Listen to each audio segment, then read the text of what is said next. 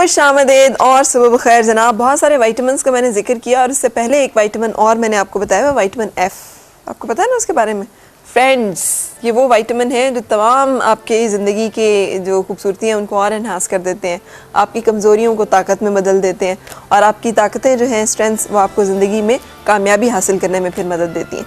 आज हम बात कर रहे हैं घर खानी पे। हमें अपने बच्चों को कैसे बचाना है एक ऐसी सूरत हाल में जब हमें लगे कि हमारी अपने पार्टनर के साथ होने वाली किसी भी नाराज़गी या किसी भी मामले का असर उनकी शख्सियत और ज़िंदगी पे हो रहा है। और अगर आपकी ज़िंदगी में मामला दरपेश है तो आप कॉल करके हमसे शेयर भी कर सकते हैं और कोई ख़ास पर्टिकुलर एडवाइस आपको चाहिए तो वो भी हम आपको देने के लिए तैयार हैं। मेरे साथ हैं विलिंग वेज के CEO डॉक्टर सदाकत, जो कि एक बड़े अच्छे साइकेट्रिस्ट भी हैं और उसके साथ साथ फैमिली काउंसलर भी हैं। अस्सलाम वालेकुम। वालेकुम। कैसे हैं डॉक्टर साहब? अल्हम्दुलिल्लाह। ये जो अभी कह रहे हैं ये कोई मिथ है कि बच्चे मुतासिर होते हैं या बच्चे वाकई मुतासिर होते हैं अगर माँ बाप लड़ रहे हों, उनके दरमियान अच्छी ना हो रिलेशनशिप? तो देखिए, इसे हम कोलेटरल डैमेज कह सकते हैं कि अच्छा। जब कोई भी जंग होती है, हाथियों की लड़ाई में घास तो पिसता ही है, लेकिन बच्चों का मामला बड़ा अजीब व गरीब है क्योंकि ये जो ट्रायंगल है जिसमें एक तरफ बच्चे और फिर दूसरी तरफ माँ बाप होते हैं, इसमें बच्चे जो है किसी सूरत में भी अपने आप को विनर महसूस नहीं करते, वो अपने आप को लूज़र महसूस करते हैं क्योंकि उनके माँ बाप में से कोई भी गलती कर रहा हो या दोनों गलती कर रहे हो तो इससे बच्चों को बहुत ज़ोफ पहुँचता है। सही, क्योंकि माँ बाप में कोई बुरी बात नहीं हम देखना चाहते। पक्की बात है कि बच्चे मुतासिर होंगे तो वो जो कहते हैं वो बच्चे हैं, इनको क्या पता चलता है, मतलब ठीक है। बाज़ वक़्त बच्चे प्रिटेंड करते हैं, बाज़ वक़्त बच्चे ऐसा जाहिर करते हैं कि उन्हें कुछ नहीं हो रहा, वो अपनी ज़िंदगी में, अपनी पढ़ाई में, अपने मामलात में रहते हैं तो माँ बाप समझते हैं कि शायद इनके ऊपर कोई असर ही नहीं हो रहा, लेकिन बच्चों के ऊपर बहुत गहरा असर हो रहा होता है और कई अंदाज में वो ज़ख्मी हो जाते हैं, कई तरह से वो ज़ख्मी हो जाते हैं। यानी क्या असर हो रहा है? यानी कई दफ़ा तो वो यानी डिप्रेशन में चले जाते हैं, कई दफ़ा एग्रेशन में चले जाते हैं। वो अपना अपना उनका अंदाज होता है। माँ बाप को लड़ते देखकर वो आपस में भी बहुत ज़्यादा लड़ना शुरू कर देते हैं। ये क्यों होता है? मुझे इसकी वजह नहीं समझ आई कि बच्चे क्यों लड़ना। माँ बाप रोल मॉडल जो होते हैं और माँ बाप से बच्चे जो सीखते हैं वही करना शुरू कर देते हैं। नाफरमानी का एलिमेंट बहुत ज़्यादा आ जाता है। पार्टनर तो चलो कि कोई एक घर में पार्टनर है, मर्द को अकेला नहीं कह सकते, ख़वातीन भी बाज़ औक़ात बहुत सारी ऐसी सिचुएशंस क्रिएट करती हैं जहाँ पर घर में की फ़िज़ा जो है वो नहीं अच्छी रह सकती।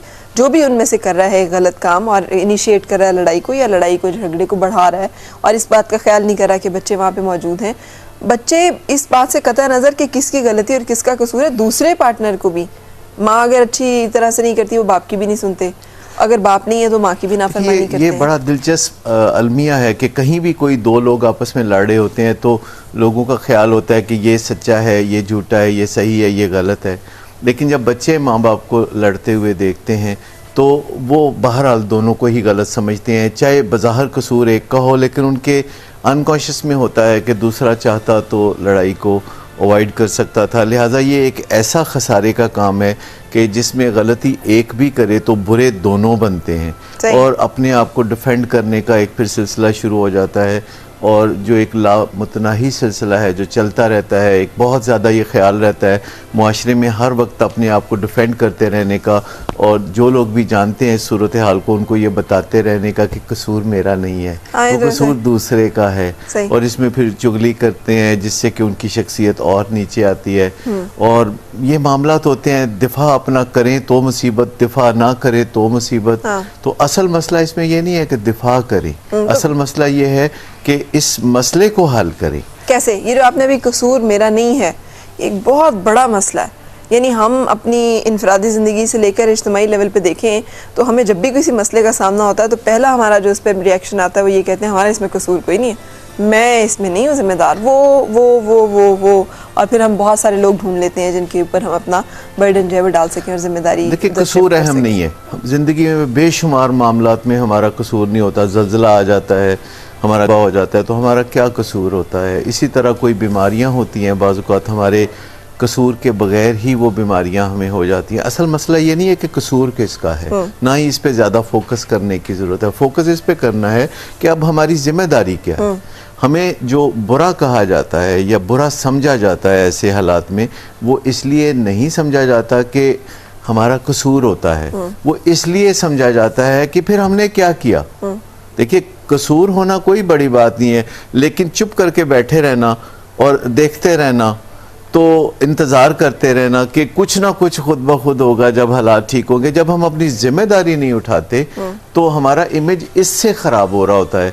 जब हम बिल्कुल हाथ पांव छोड़ के बैठ जाते हैं और समझते हैं चूँकि कसूर मेरा नहीं, कसूर तो दूसरे का है, तो वही कुछ करेगा। मैंने ऑब्जर्व किया कि पार्टनर्स में से दो में से कोई एक, वो जो ज़्यादा बेहतर था, जो ज़्यादा मतलब कह लें आपके इंटेलिजेंटली हैंडल करता था चीज़ों को, बच्चे उससे ज़्यादा ऑफेंडेड थे।